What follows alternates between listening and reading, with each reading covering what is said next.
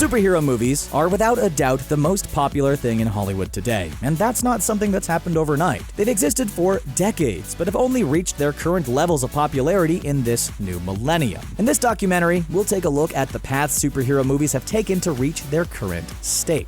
If you enjoy these types of videos, don't forget to hit the subscribe button. It's the best way of making sure you see every documentary that ScreenRant makes. Superhero movies have been around for a long time. A lot longer than you might think. So the basis for today's unprecedented success has long been in place too. What defines a superhero might have changed over the years, but in some people's eyes, the first Hollywood superhero movie was 1920's The Mark of Zorro. The silent movie, which was based in the 1919 serialized novel The Curse of Capistrano, starred American actor Douglas Fairbanks as the masked, swashbuckling vigilante. It was followed by the likes of the 1925 sequel Don Q, Son of Zorro, 1936's The Bold Caballero, which was the first non-silent superhero movie, and a 1940 remake of The Mark of Zorro, which would set a precedent for the multitude of sequels, remakes, and reboots we've seen in the world of superhero cinema in modern time. In those days, before the superpowered characters we now know as superheroes were commonplace in fiction, Zorro was viewed in similar fashion to how we look at Superman, Spider-Man, Iron Man, and Thor today. And given that his movies were grossing in the millions, even back then, it was something of a foreshadowing of what we see on a regular basis in Hollywood today. It wasn't actually that long after Zorro first hit the big screen that Marvel and DC realized there was a market for superheroes in Hollywood.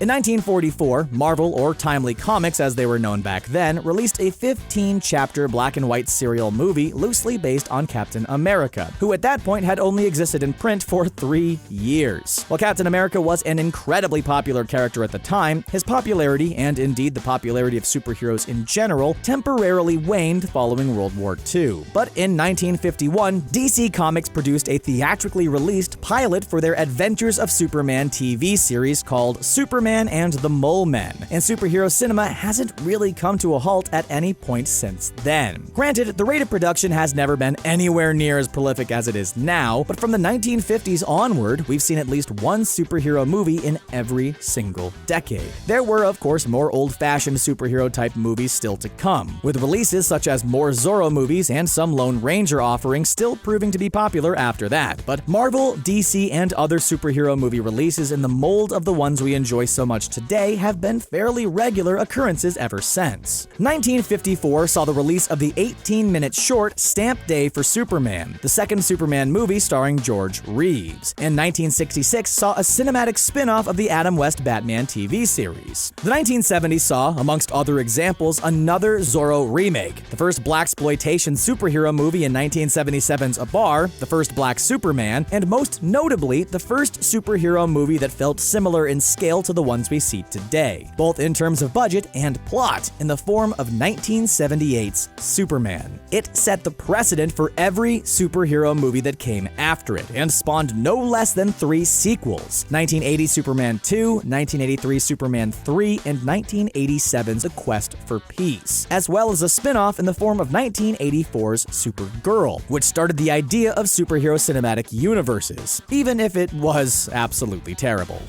The 1980s also saw Marvel getting back in on the action. 1986's Howard the Duck was undoubtedly utter garbage, but it's become something of a cult classic, and 1989 saw the first of 3 cinematic Punisher offerings. However, after the Superman movies got gradually worse and worse, DC decided to shift their focus to their other iconic male superhero, Batman, with 1989's self-titled Dark Knight offering, directed by Tim Burton and starring Michael Keaton. It would be followed by 3 further Batman movies: 92's Batman Returns, which saw Burton and Keaton reunite, 95's Batman Forever, and 1997's Batman and Robin, both of which were helmed by Joel Schumacher and which starred Val Kilmer and George Clooney respectively. The 90s also saw terrible, cheap, and nasty movies from Marvel based on Captain America and the Fantastic Four, although the latter was never released. Movies based on The Crow, The Shadow, and Tank Girl, a brilliant movie based on the Mask comic starring Jim Carrey, and a horrendous effort from DC with basketball legend Shaquille O'Neal starring as Steel. Yeah, that actually happened.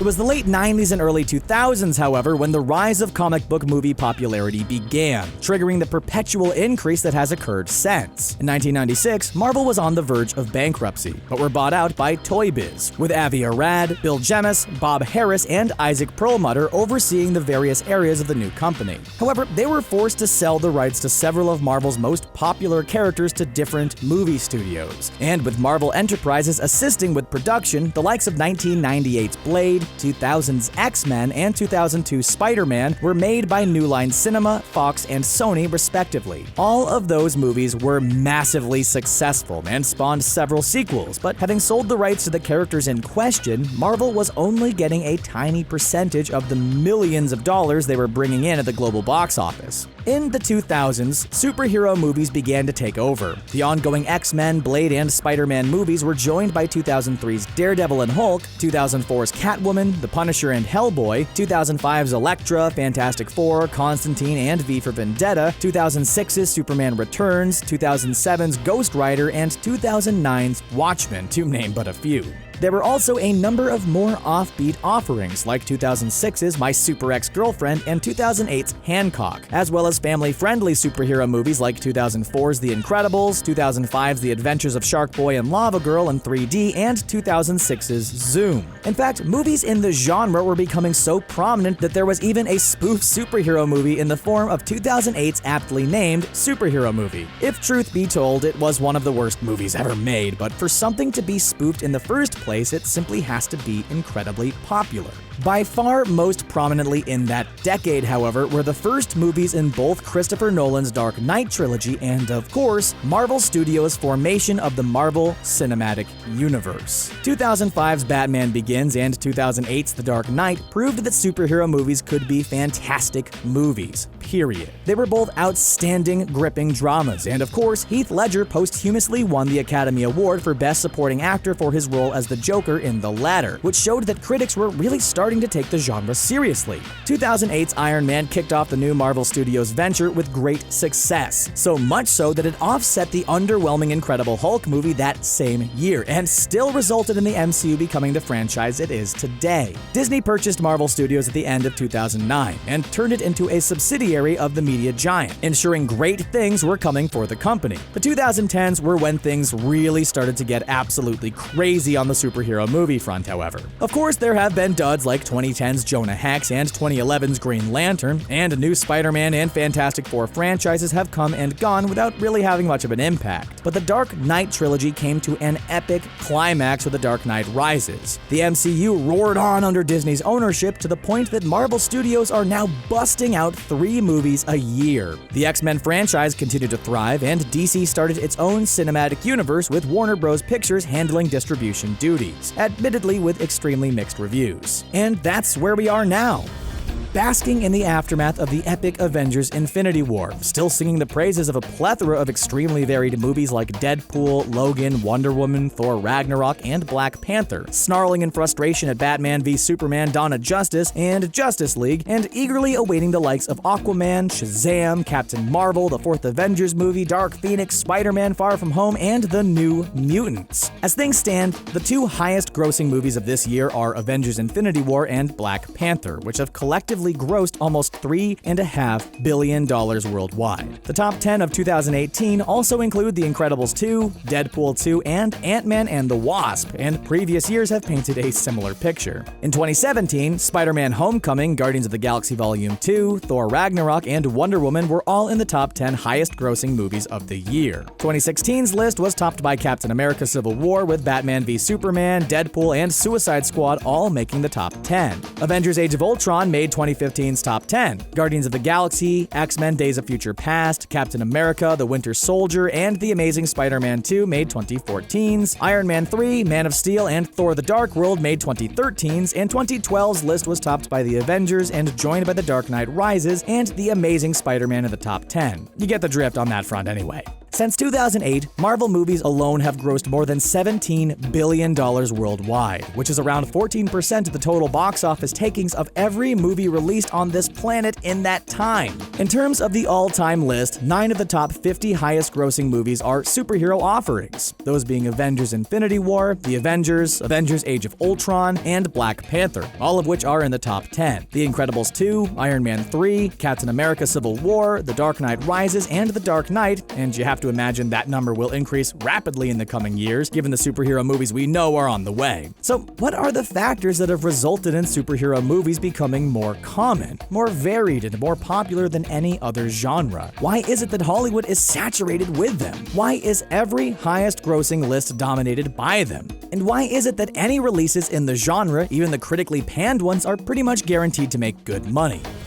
The first factor is simple. Superheroes are who we want to be. Therefore, the movies in which they star are a form of escapism that allow us to imagine what it might be like to possess amazing abilities and save the world. There's also the fact that the existing material to take inspiration from is like nothing else in the movie world. Between Marvel, DC, Dark Horse, and the various other comic book companies out there, there are hundreds of years of comic books to draw inspiration from. The back catalog is almost limitless, so there's hardly any chance of Hollywood ever running out of ideas when it comes to superhero movie plots. Of course, the advancements in technology and, in particular, CGI make bringing superheroes to life much easier and far more spectacular. As cool as Superman was all those years ago, and as much as we still love it, the special effects are quite laughable these days. The fact Hollywood can now bring any characters to life and make any effects look realistic means audiences can get far more easily immersed in superhero movies than ever before. There's also the fact that the success of the genre has resulted in hundreds of huge stars appearing in superhero movies. Oscar winners like Gary Oldman, Jeff Bridges, Jamie Foxx, Jeremy Irons, William Hurt, Emma Stone, Brie Larson, Cate Blanchett, Jennifer Lawrence, Natalie Portman, Gwyneth Paltrow, Sam Rockwell, J.K. Simmons, Jared Leto, Christian Bale, Chris Cooper, Benicio del Toro, Michael Caine, Viola Davis, Lupita Nyong'o, Anne Hathaway, Tilda Swinton, and Marisa Tomei bring not only amazing star power, but incredible talent to the genre, both of which are bound to make people want to watch. Gone are the days when Shaquille O'Neal would find himself playing an iconic superhero.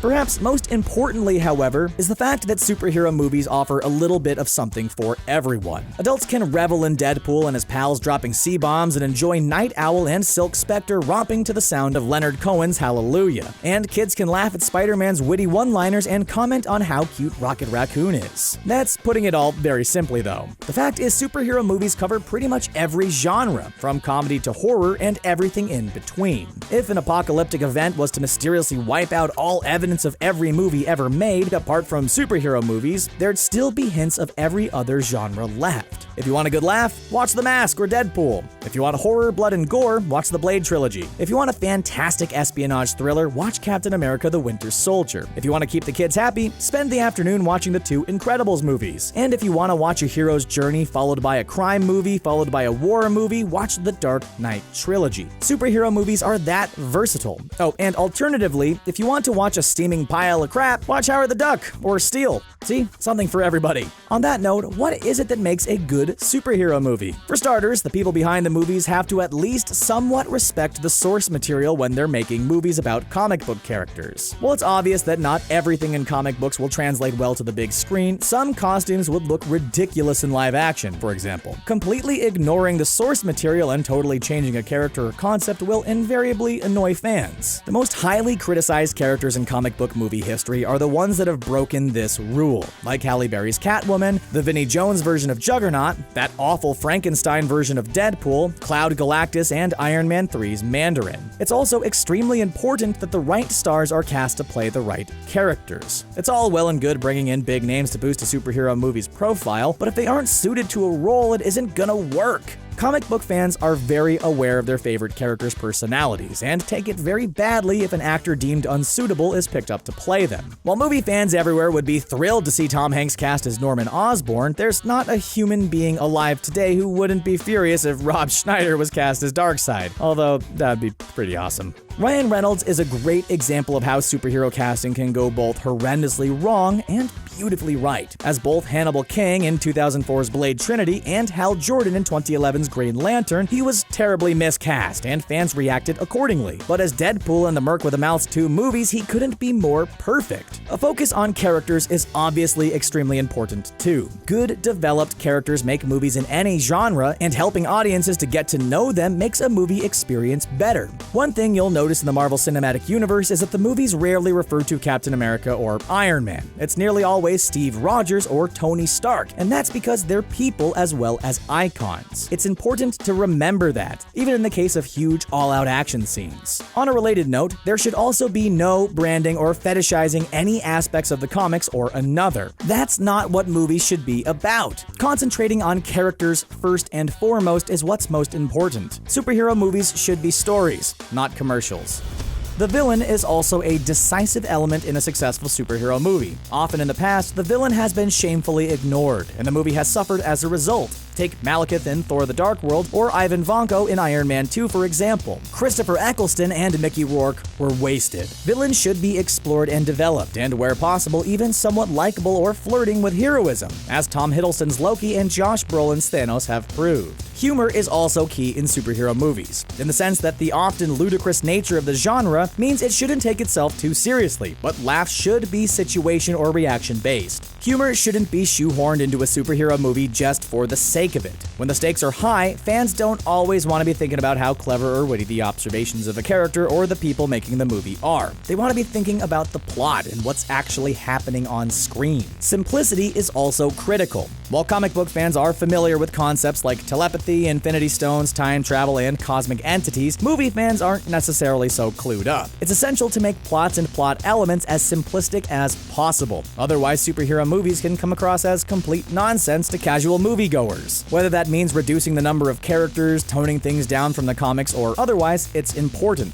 Spider-Man 3 could have done with one less villain, for example. It also helps when a movie is visually distinct. In recent years, the prime examples of that have been 2016's Doctor Strange and 2018's Black Panther. Doctor Strange was every bit the psychedelic cinematic trip, while Black Panther was filled with color and brilliant wide shots that enabled the viewer to take in all the action without it being choppy and disorienting. Vibrant colors, a distinct tone, and flawless cinematography can make a superhero movie. In exactly the same way, all of that can make any other kind of movie. Watchmen was another great example back in 2009. The way certain shots were perfectly recreated from the comics was a work of genius, but we can go as far back as Tim Burton's Batman movie to see some prime examples of genuinely top-class cinematography in the genre. These days in particular, it's also becoming more and more essential that superhero movies break the mold. There are so many of them that the structures, particularly the origin stories, are becoming very samey. A character becomes a superhero, comes to terms with his or her new abilities, rights a few wrongs, and gains an enemy, typically one with exactly the same powers and abilities as them, then defeats them in a climactic fistfight. It's getting boring. Avengers: Infinity War hit the nail on the head with the whole breaking the mold thing. The villain won. Granted, that won't last long, as Thanos is bound to be defeated in next year's sequel, but it was a start. That's the story of superhero movies so far, and why they're so popular, but what does the future hold for superhero films? Can they stay at the forefront of world cinema? Well, the short answer is yes. Superhero movies are a genre, so asking if they can stay relevant is kind of like asking if thrillers, comedies, science fiction, or horror can stay popular. Like any other genre, however, superhero movies will have to evolve, as they already have done over the years and as other genres have done. Horror movies, for example, go through fads. Once it was slasher movies like Halloween, Friday the 13th, and Nightmare on Elm Street. Then it was supernatural horrors like What Lies Beneath, The Ring, and The Grudge. Then it was torture movies like Saw, Hostel, and Wolf Creek. As we've already touched upon, superhero movies can tap into other genres as well as years and years worth of existing comic book material, so keeping them fresh and evolving them really shouldn't be too difficult. They're already becoming more inclusive and diverse, with Black Panther becoming the first superhero movie with a predominantly black cast and crew. Wonder Woman, The Wasp, and The the upcoming Captain Marvel are bringing women to the forefront of the genre by having their names in the title of their own movies. And we've even seen homosexual characters in the genre, which makes a refreshing change as Deadpool 2 saw Negasonic Teenage Warhead in a relationship with fellow female mutant Yukio. All of that could see large groups of previously excluded demographics flocking to see superhero movies in the years to come. You might also think that superhero films can't get any bigger, that the likes of Avengers Infinity War have taken the scale of superhero stories as far as they can go, but that couldn't be further from the truth. Movies could bring in cosmic entities and items of power like the heart of the universe that make Thanos' Infinity Gauntlet look like a water pistol in comparison. They could look to deal with the multiverse as a concept and cross characters over with others from different realities. Things can seriously still get bigger and better than anything we've seen before. There are also some very compelling characters in comics who are nothing like the superheroes we've seen on screen in the past, and adapting them onto the big screen could keep the superhero genre fresh. Marvel and DC themselves have a bunch of characters who are completely different to the likes of Superman, Batman, Spider-Man, and Iron Man. Squirrel Girl, Slapstick, Lobo, and Ambush Bug are just begging for movies, but there are so many other companies whose characters would offer something completely different. Dark Horse Comics, for example, could look to bring the likes of futuristic bounty hunter Mercy St. Clair or the hilarious Boris the Bear to the big screen. Image Comics, in turn, could look to bring the likes of superhero police officer Savage Dragon or Food and Drug Administration agent Chew to the movie world. Hollywood could also look to brilliant ongoing comics like Saga, which is less superhero-esque and more like a space opera in the mold of Star Wars. But if Guardians of the Galaxy proved anything, superhero movie fans are happy to revere groups of space misfits as superheroes in the same way they do with anyone in the Avengers, X-Men, or Justice League. Essentially, it's easy to see why superhero movies are so popular, but it's also extremely evident that there's more to come. They probably haven't even peaked yet, and that's an incredibly exciting thing to be able to say, especially if you're a fan of the genre, as so many people are these days. Why do you think superhero movies are so popular? What's your favorite? Did you enjoy this documentary? Let us know your thoughts in the comments section below. And don't forget to like, share, and subscribe to ScreenRant for more great videos just like this one. See you later, bub!